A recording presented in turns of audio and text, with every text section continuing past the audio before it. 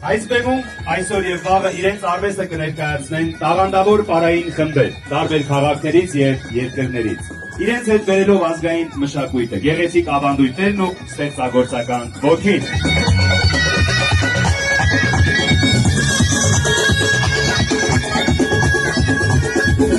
Բարի փառատոն կամուրջ մշակութային կենտրոնը արդեն 1 տասնամյակ ինչ կազմակերպում է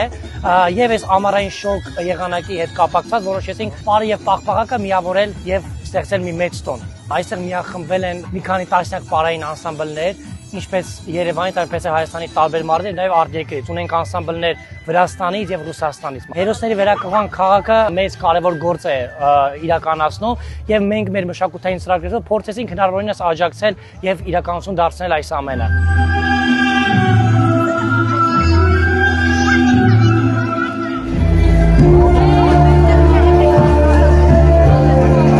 Առաջին հերթին համայնքային զարգացման շատ կարևոր ծրագիր է եւ կամուրջ հասարակական կազմակերպությունը իր համերգներով ոչ միայն բարի զարգացմանն է խթանում Հայաստանում, այլ նաեւ համայնքներում աշխուժություն է լինում։ Սա կարելի է ասել փոքր բիզնեսի զարգացման մի ծրագիր է նաեւ եւ ամենակարևորը, որ մենք համագործակցում ենք կամուրջ հասարակական կազմակերպության հետ, այս երկու օրերի ամբողջ հասույթը նվիրվելու է զինվորների անվճար բուժումներին։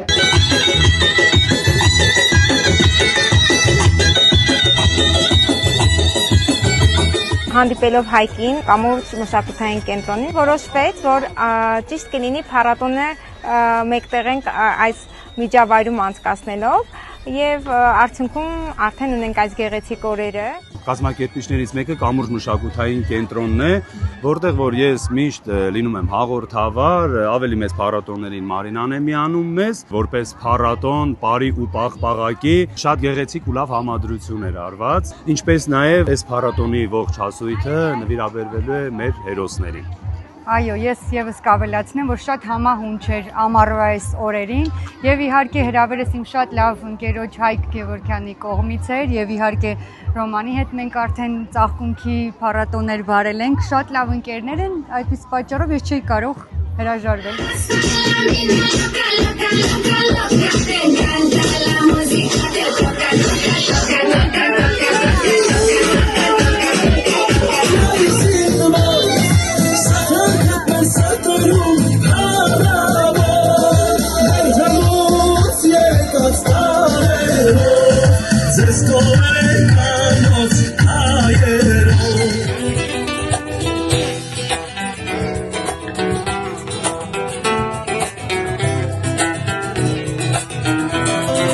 Հաղթանակը ձեր